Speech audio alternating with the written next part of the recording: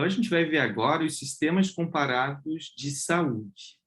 Para a gente entender os sistemas comparados de saúde, a gente tem que entender um pouco do conceito de sistema de saúde, os principais tipos de sistema de saúde, os componentes desse sistema e, para pensar, então, algumas comparações.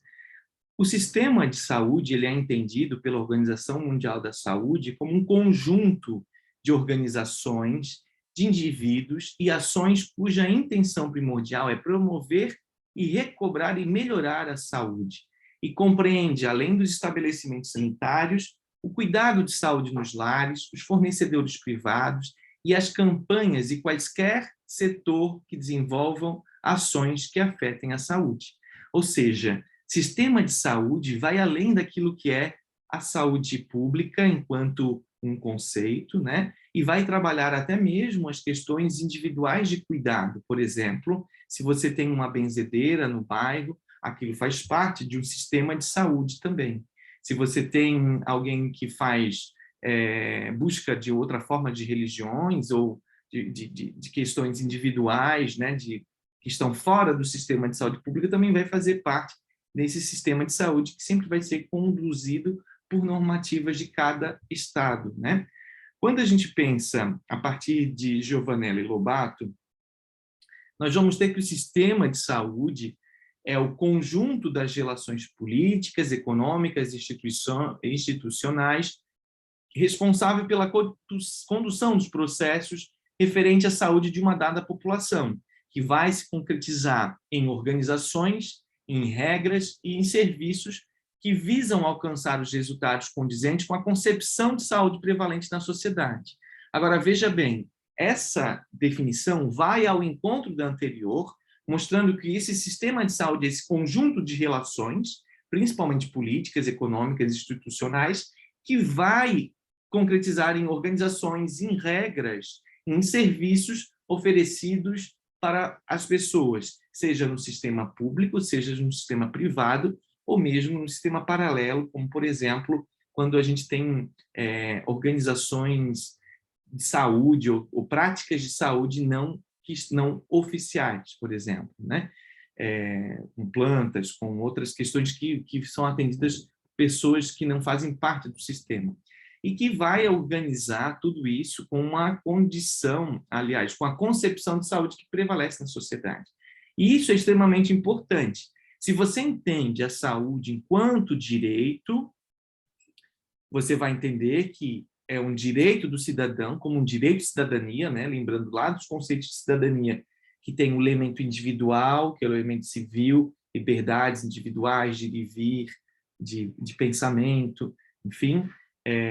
A gente tem os direitos políticos e os direitos sociais, por exemplo, o acesso à saúde. Então, aqui a gente vai entender saúde como um direito, portanto, o Estado deve garantir mediante políticas públicas, que é o que está na nossa Constituição, no capítulo 196. Agora, se você está em outro país em que entende que a saúde é uma mercadoria, que você vai comprar no mercado, a organização daquele sistema de saúde vai se dar a partir de uma relação mercadológica.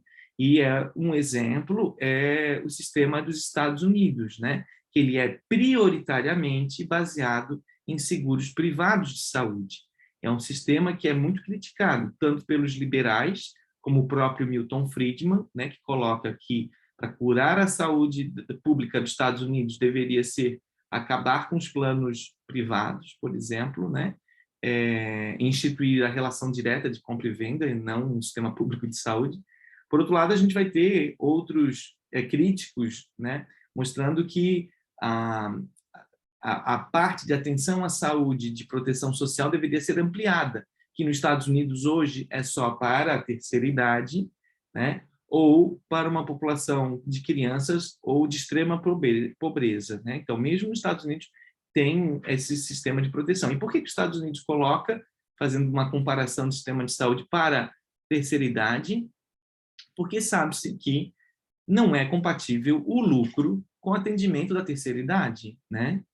Somente no Brasil, que a gente vai ter a Prevent Senior, que vocês acompanham aí na CPI, né, da Covid, cujos donos têm papéis no Pandora Papers, né? Tem dinheiro fora do país que não pagam os impostos, assim como vocês observaram também nos noticiários, né? Porque é incompatível o lucro com a questão do atendimento das necessidades de saúde de uma população da terceira idade. Vejam bem, quando a gente tem um sistema organizado pelo lucro, o lucro é o objetivo. Quando a gente tem um sistema organizado pelas necessidades de saúde, atingir os melhores níveis de saúde é o objetivo, e não o lucro. O que a gente observa na prática, a exemplo dessa pandemia, né, pegando a CPI da Covid-19 que analisou a Prevent Senior, vocês vão ver a questão de ter a alta como uma liberação dos leitos para internar o outro, né? Um kit Covid que não funcionava para criar uma expectativa das pessoas não precisarem tratar e ir para o hospital, o que pode fazer com que muitas pessoas nem sequer fossem buscar auxílio no tempo correto, né? Enfim, o sistema de saúde, por isso que o melhor sistema de saúde é aquele que tem a saúde enquanto um direito de cidadania. Os sistemas de saúde, eles têm algumas articulações do componente político, modelo de gestão, né? Essa saúde é gerida pelo Estado, por autarquias próprias, por iniciativa própria, ou essa saúde é o modelo de privado, por exemplo, que vai ser comprado no mercado. Vejam bem, nós temos dois modelos universais de saúde, o Sistema Único de Saúde no Brasil e a Inglaterra, ou o exemplo do Canadá, por exemplo, que tem sistema de saúde universal. Agora, o que é mais caro, que é a alta complexidade no Reino Unido, a grande parte é funcionários do Estado, né? E já a atenção básica, os general practitioners, né, os médicos generalistas na Inglaterra, eles não são funcionários diretos do Estado, eles são contratados como se fosse microempresa pelo Estado. Já no Brasil, ao contrário, a atenção primária à saúde, ela é de contratação municipal, ou, aliás, municipal, né? Então, esse é o modelo de gestão, por exemplo, e vai ser diferente. O modelo de gestão de Florianópolis é gestão direta, o município que faz a gestão.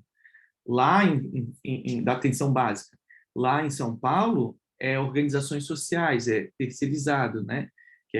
São as organizações sociais ou as OCIPs, OS ou OCIPs, né? E a gente tem um modelo de financiamento.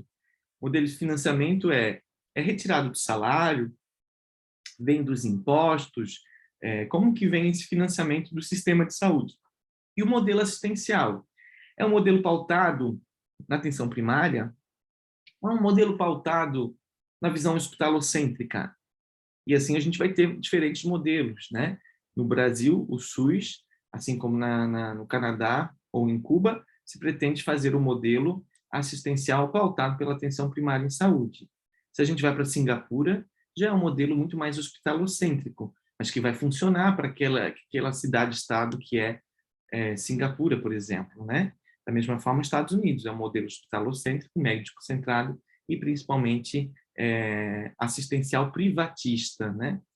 A gente vai ter alguns tipos de sistemas de saúde, e esses tipos são de uma sociologia weberiana, digamos assim, os tipos ideais. Lembrando que os sistemas de saúde eles podem mesclar muitas vezes, né?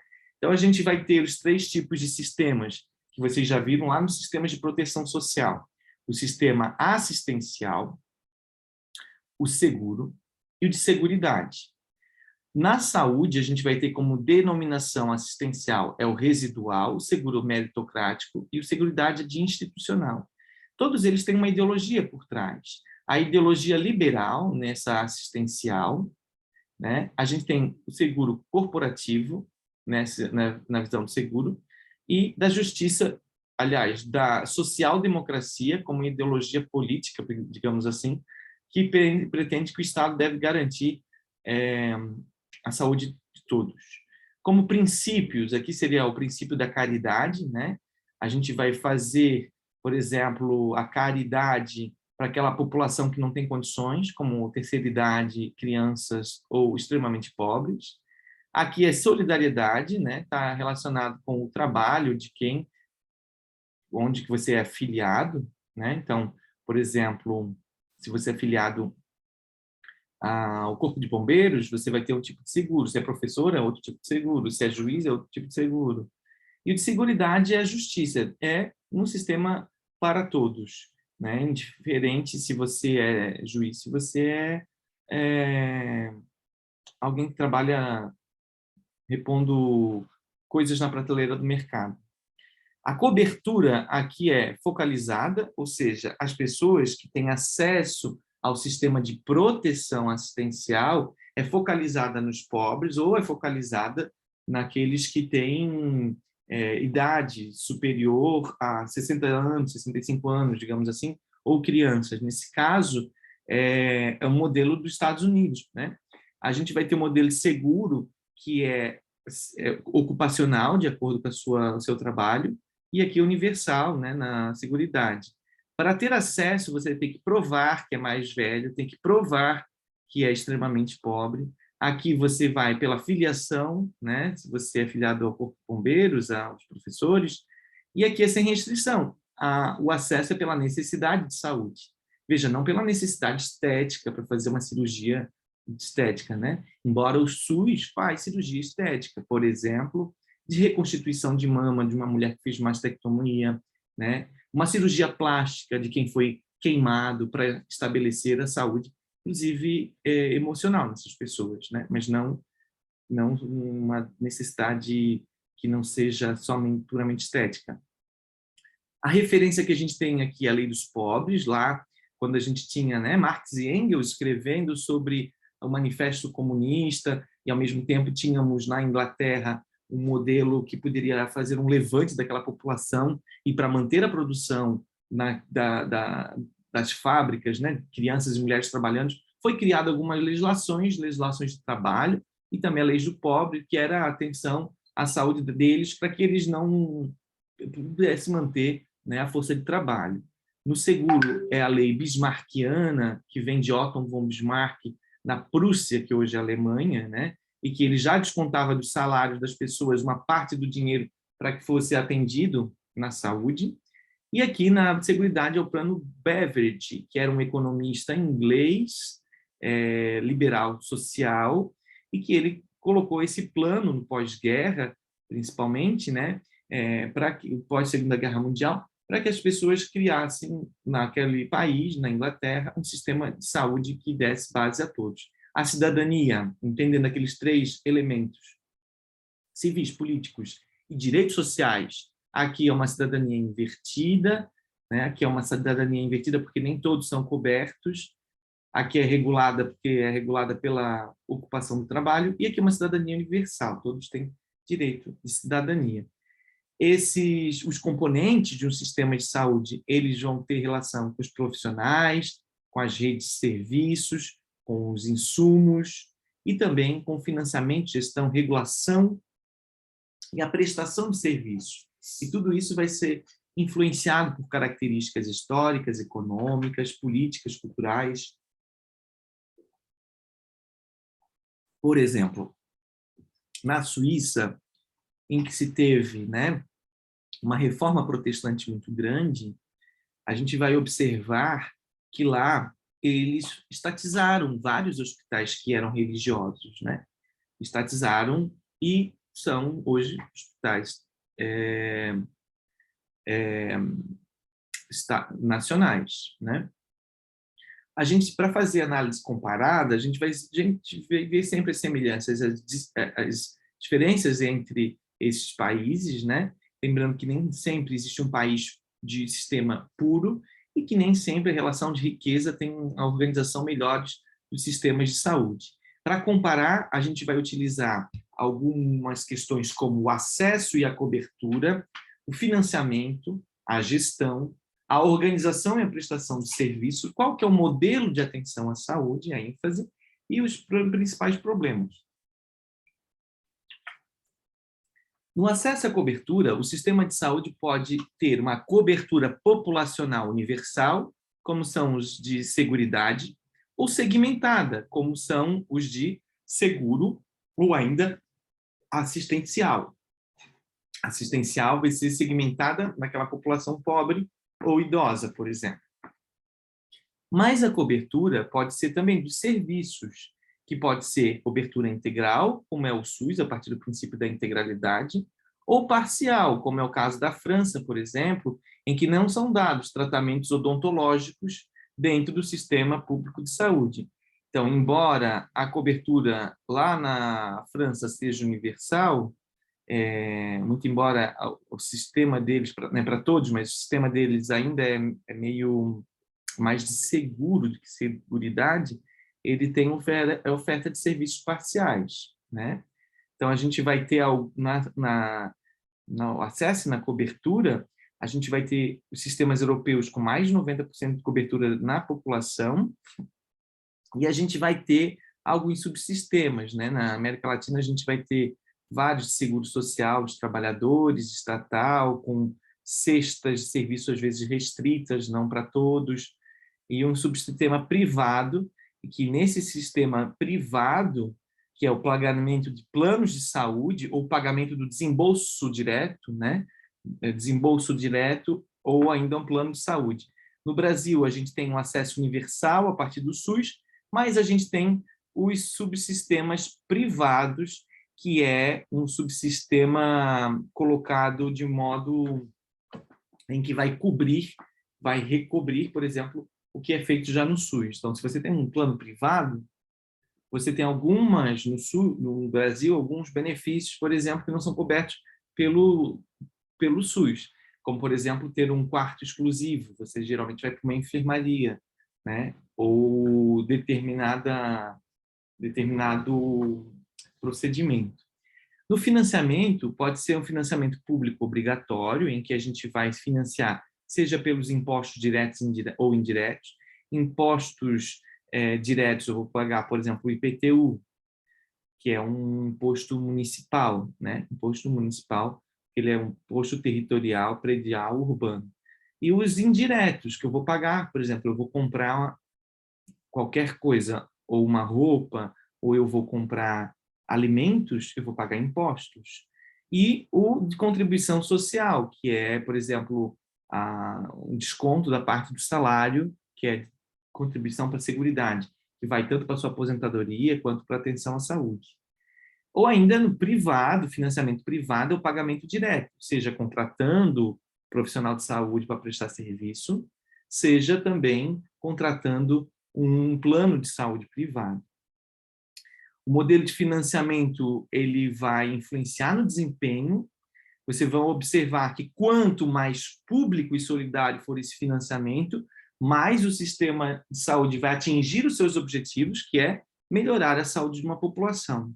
Se a gente comparar países ricos, como Estados Unidos e a Inglaterra, ou Estados Unidos e a Alemanha, ou Estados Unidos e o Canadá, ou Estados Unidos e Japão, vocês vão observar que esses países, que não é os Estados Unidos, que eu mencionei, são todos países de seguro, de seguridade, mas que têm um bom financiamento do próprio Estado na saúde.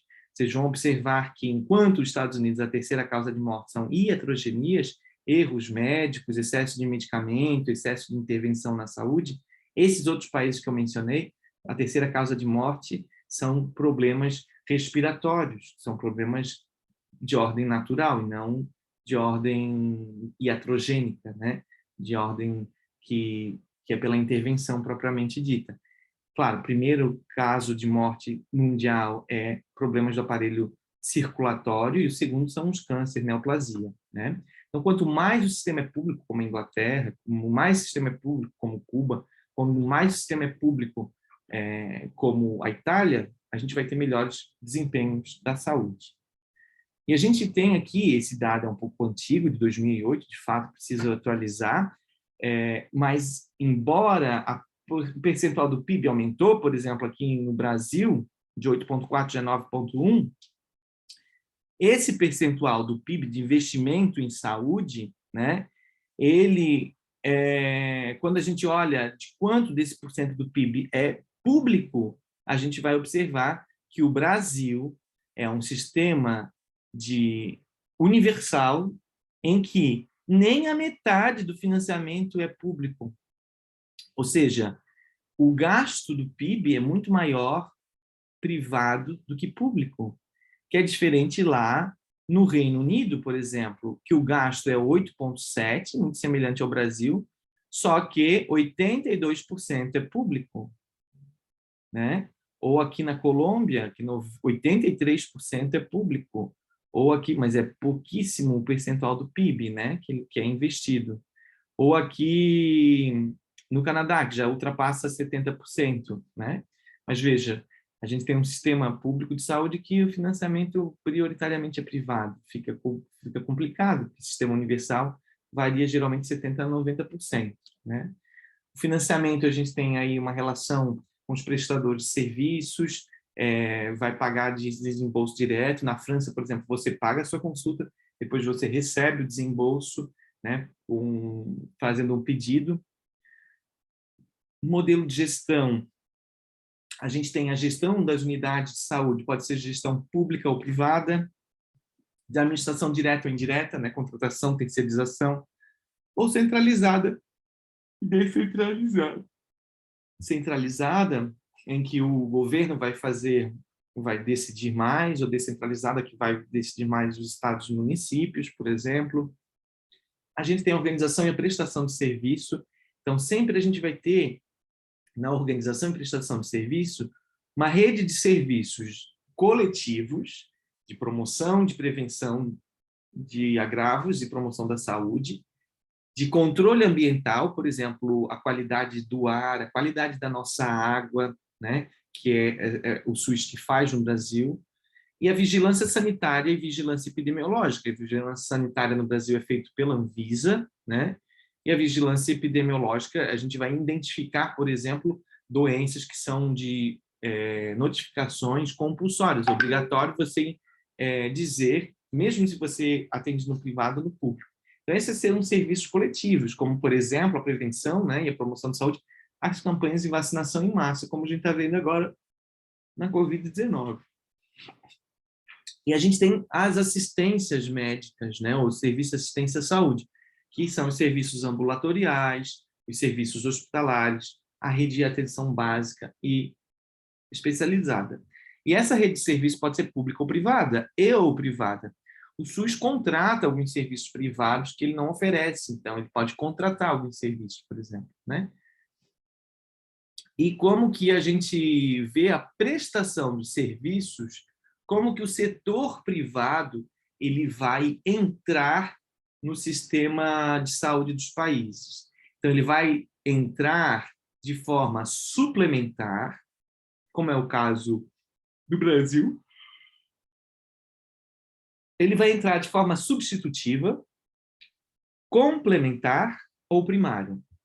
Quando a gente tem o suplementar, é o seguro privado vai comercializar aquilo que o plano de saúde do federal, digamos assim, do país, já oferece nos serviços, já são cobertos pelo sistema. Então, a gente vai ter o que a gente chama de uma cobertura duplicada. E vai oferecer tratamentos adicionais que é tido como supérfluo, por exemplo, hotelaria, né? Ter um quarto individual em vez de estar no quarto coletivo, tratamento odontológico, outro tipo de tratamento odontológico.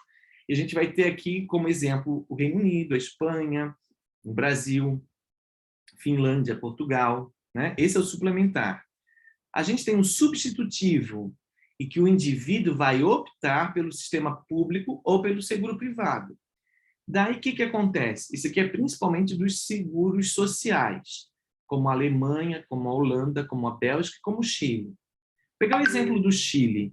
Se você é atendido no Chile, você tem um sistema público e tem um sistema privado. Então, você vai optar. Se você é atendido pelo sistema público, mas precisou de um serviço que não tem no sistema público e tem no sistema privado, o sistema público vai adquirir no privado. E se você tem um sistema privado, mas foi fazer tratamento no sistema público, o sistema público vai cobrar esse tratamento do setor privado. O que eu acho muito legal e muito importante, coisa que não é feita no SUS. O que acontece? Se você tem um sistema privado de saúde, né, um plano privado de saúde, Você é atendido no SUS em diversos momentos, mas, por exemplo, se você faz hemodiálise, transplante de órgão, se você faz tratamento de quimioterapia, grande parte faz no SUS. E o SUS não cobra dos planos privados. Por quê? Porque entende-se que está na Constituição que é um direito do cidadão e é um dever do Estado. Mas daí o que acontece? O Estado subfinancia, digamos assim, subvencia os planos privados de saúde, porque o que é mais caro, o SUS faz, né? E daí facilita para os planos privados. É o complicado. E a gente tem o complementar, que é como ocorre na França, que vai complementar serviços que não são cobertos pelo sistema público de saúde, como no caso da França, os tratamentos odontológicos. E, por fim, a gente tem o seguro puro, que é quando o seguro privado é preponderante, é o principal no sistema de saúde, como é o caso dos Estados Unidos. E vocês vão ver aí reportagem de pessoas que deixam, né, não querem nem ser atendida, porque depois vem a conta para pagar, né? Então, que é muito complicado esse tipo. Tem muitos artigos, desde a direita, da esquerda, de qualquer lugar, criticando esse modelo americano pautado no sistema privado de saúde. E a gente observa, né, que essa é um ponto principal e que já está sendo, inclusive, discutido nos Estados Unidos também, né? E a ênfase no modelo de atenção. Existem os sistemas universais e existem os sistemas que são focalizados principalmente na atenção básica, e existem os sistemas mais fragmentados, são mais na atenção especializada. Então, a gente vai ter, por exemplo, no Brasil, na Inglaterra, na Europa, de uma forma em geral, pautado a partir do sistema universal, em que a atenção primária é o carro-chefe. Mas a gente vai ter Estados Unidos no sistema privado, principalmente, e também na própria Singapura, né, que é um sistema público, que eles descontam do salário, mas é uma atenção muito mais especializada, hospitalocêntrica, um pouco diferente esse modelo de atenção à saúde. E a gente vai ter vários problemas que a gente vai observar comparando os sistemas, às vezes a cobertura, a desigualdade no acesso, as diferenças de qualidade no subsistema, né? Enquanto eu tenho, por exemplo, um seguro de saúde em que os profissionais de bombeiros ou policiais vão ter um tipo de sistema de saúde que os militares vão ter outro, que os juízes vão ter outros melhores ainda, por exemplo, né? Muitas vezes a segmentação, repetição de exames desnecessariamente, enfim, que vai acontecer a partir desses problemas de saúde, né? Então, aqui... Opa! Eu queria ver se, por enquanto, vocês têm alguma dúvida. Nós não faremos atividades em grupo, mas vamos estudar alguns sistemas de saúde rapidamente, ver alguns sistemas, como no próprio Estados Unidos. Vejam, nos Estados Unidos, a gente vai ter um sistema de saúde que é tido como empresarial, permissivo, digamos assim, né? Com múltiplos subsistemas e clientelas diferentes. Então, a gente vai ter aqui preponderantemente um sistema privado de planos privados de saúde. A gente vai ter aqui um público geral também, a maior parte do público tem um seguro privado, nós temos 20% que tem o Medicaid, e 16% Medicare, que é um seguro social, digamos assim, que é o que o governo cobre, né? E uma porcentagem bem grande de uma população que não tem seguro, e que muitas vezes até eles são atendidos. Pode jogar no Google sobre problemas de saúde, de atendimento do sistema de saúde nos Estados Unidos, vocês vão ver que tem gente que, quando está numa ambulância, não quer ser internado, porque depois vai vir a conta para pagar. Nos Estados Unidos, o seguro privado é feito pelo pagamento direto, né? Tem várias formas de impostos e contribuições, e 63% da população é atingida pelos seguros privados.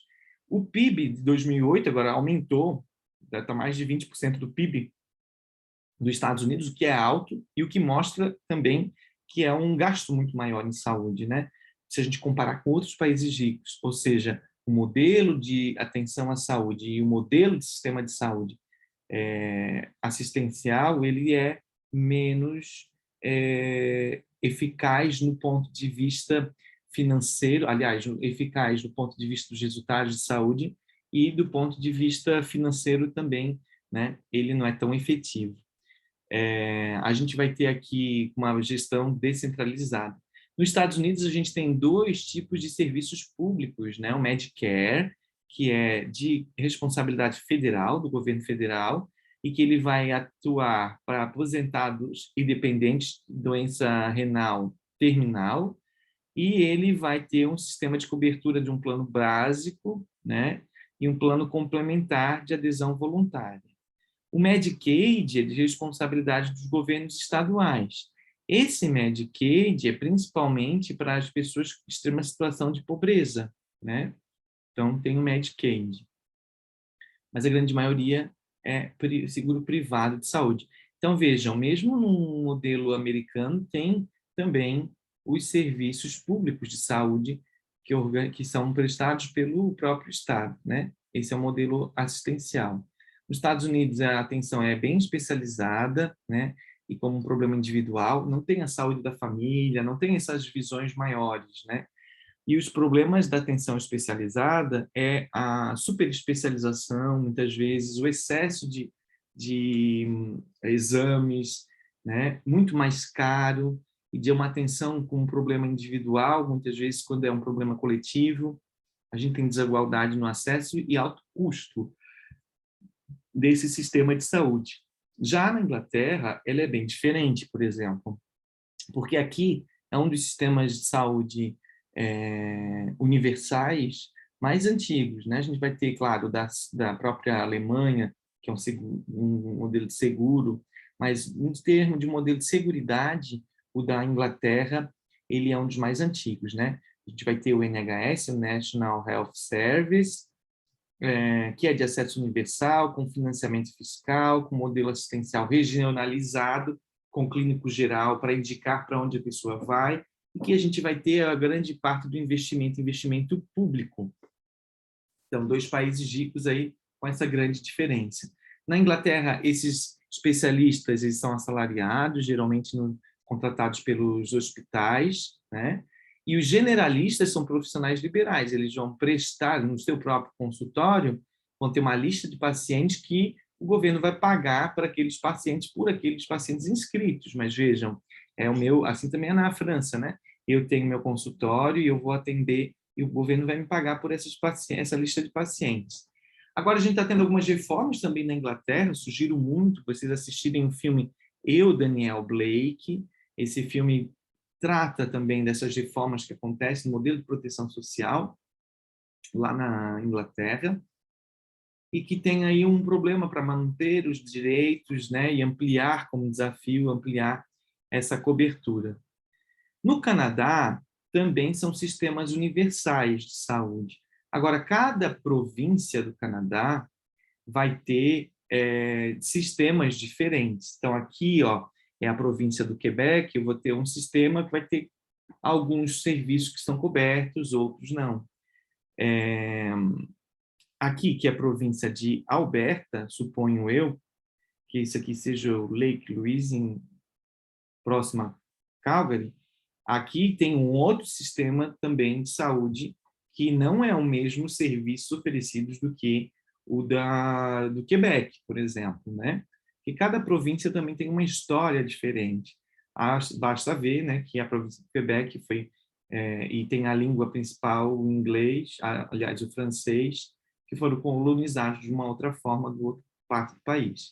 O Canadá tem o Seguro Nacional de Saúde, que é um sistema descentralizado, que é baseado num orçamento fiscal e compartilhado entre o governo federal e as províncias.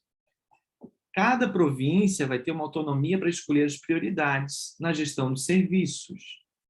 E eles têm como princípios comuns a universalização do acesso, a gestão pública, a integralidade das ações e a transferabilidade, que significa, se você mudar de uma província, né, de Saskatchewan para uma província outra, de Alberta, por exemplo, você vai transferir a sua possibilidade de ser atendido.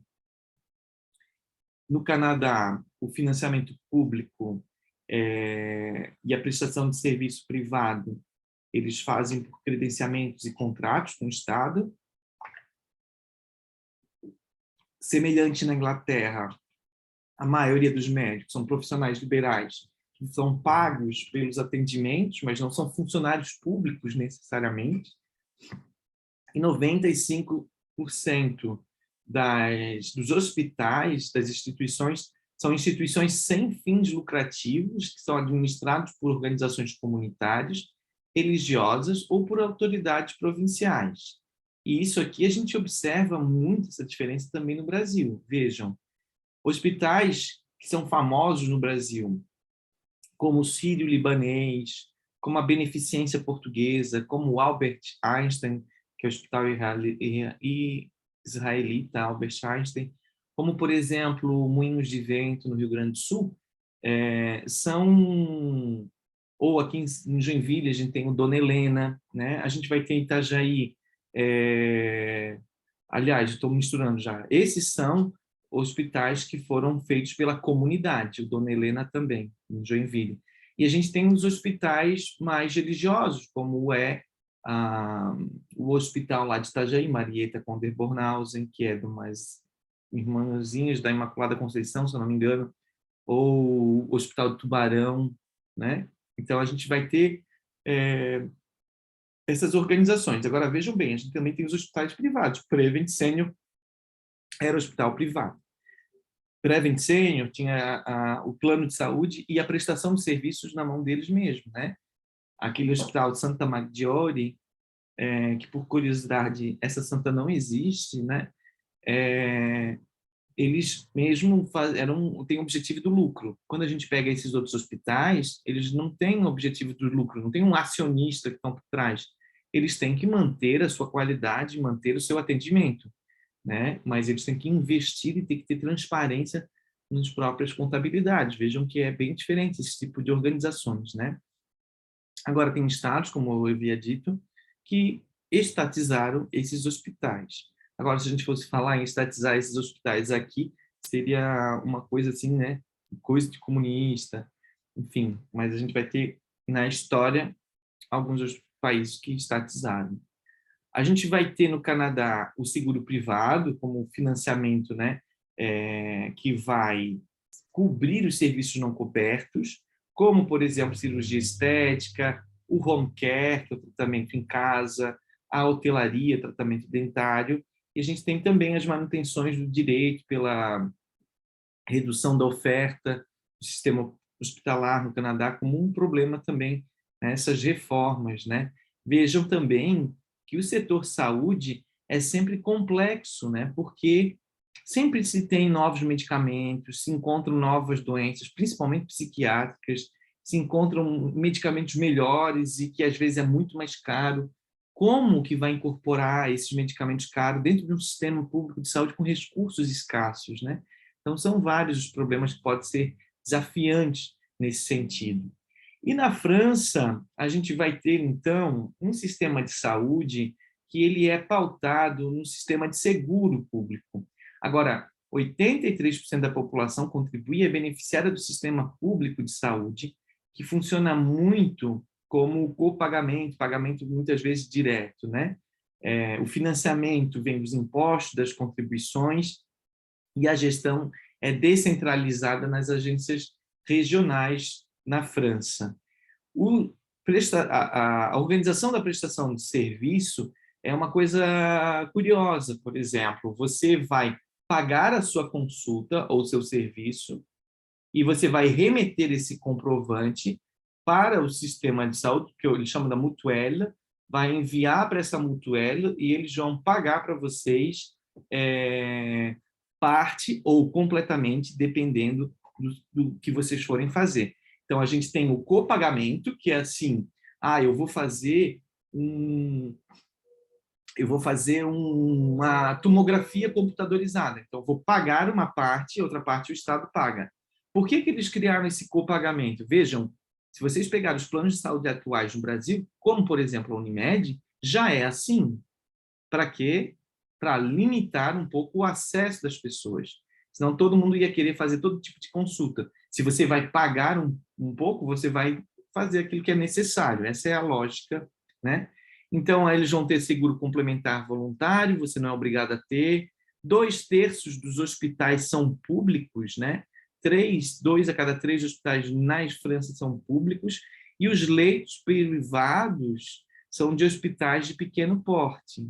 Os hospitais de grande porte são hospitais públicos, e alguns religiosos, né? Por exemplo, Hôtel de Dieu, é como eles chamam esses hospitais, hotel, como se fosse hotel de Deus. Os hospitais que eram hospitais mais ligados à Igreja Católica, né? Eles têm cuidados ambulatoriais, que o pagamento é por ato, né, por valor pré-definido. Tem um médico responsável para encaminhar para as especialidades, então você precisa passar um médico generalista e ele, como se fosse atenção primária, ele vai te encaminhar para o oftalmo, ele para o psiquiatra, para quem for, né? E o tempo de espera aqui é pequeno, né? Mas e a gente tem aqui também um sistema de atenção à urgência e emergência que vocês já ouviram falar, que se chama SAMU.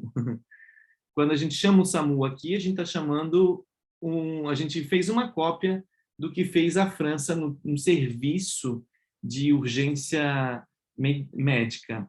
SAMU, em francês, é Service d'Urgence Médicale, tá? Médical, não, Service da Atenção Médicale d'Urgence, uma coisa assim. E aqui a gente mudou um pouco o nome, mas manteve as mesmas letras, o SAMU. Então, o SAMU, que a gente tem no Brasil, é uma cópia do SAMU francês. A gente tem aqui o princípio da solidariedade, pluralismo e da medicina liberal. O que seria essa medicina liberal aqui? É que eu sou funcionário, não sou funcionário do Estado, eu sou funcionário para mim mesmo, mas eu tenho uma lista de pacientes do Estado, vai pagar.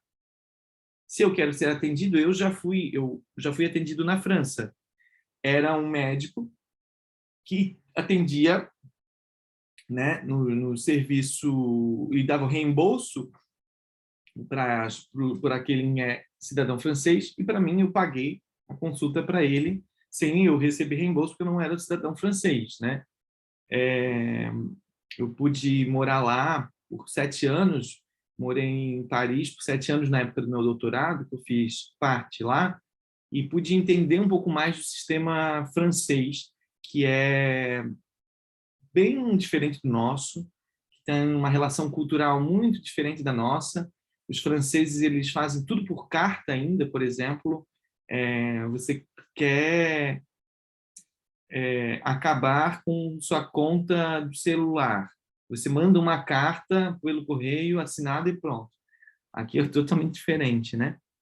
E a gente tem essa ênfase na prática liberal, na França, vão trazer problema para a integração e a coordenação das ações, porque muitas vezes, né, não se tem um sistema integrado que vai trazer os dados fidedignos da saúde de uma população.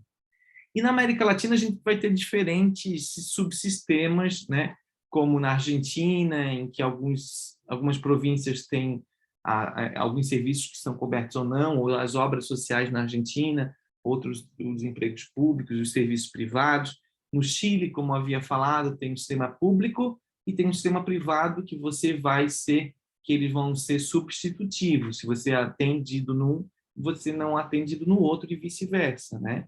A Colômbia também tem um sistema de saúde bastante complexo, na minha opinião, e o Brasil, o Sistema Único de Saúde, que é um dos sistemas mais lindos do planeta, porém subfinanciado. Portanto, não acontece de atingir os seus objetivos, mas faz milagre com o dinheiro que o SUS tem. Lembrando que o SUS atende a 75% dos 210 milhões de brasileiros. E 75% fazem uso exclusivo do SUS.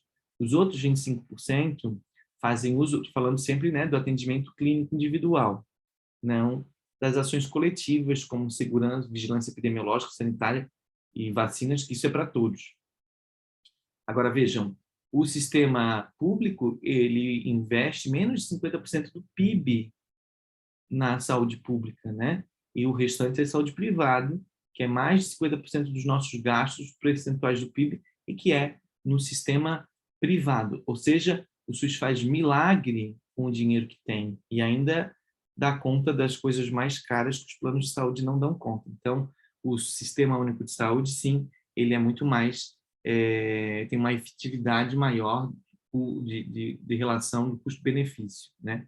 Por isso que a gente tem que entender que investir em saúde pública é investir numa melhor sociedade, é economizar, é investimento, não é gastos, né? Agora, essas políticas, digamos, neoliberais querem cada vez um Estado mínimo e querem cada vez que corte justamente aí nas políticas públicas, né? Essa é o grande problema que a gente vivencia não só no Brasil, mas na América Latina, né? Que é transformar os direitos sociais em mercadorias a ser compradas no mercado. Veja, isso aqui também é um pouco antigo, de 2010, né? Mas essa proporção não mudou nesses anos muito, né?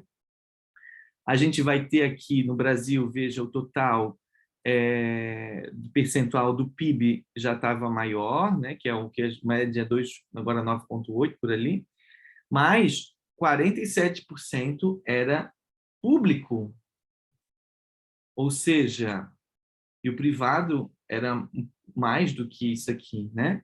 Então, o privado estava aqui, ó, percentual do privado, 53%. Ou seja, como que a gente pode ter um sistema público universal que o gasto privado é maior do que o gasto público?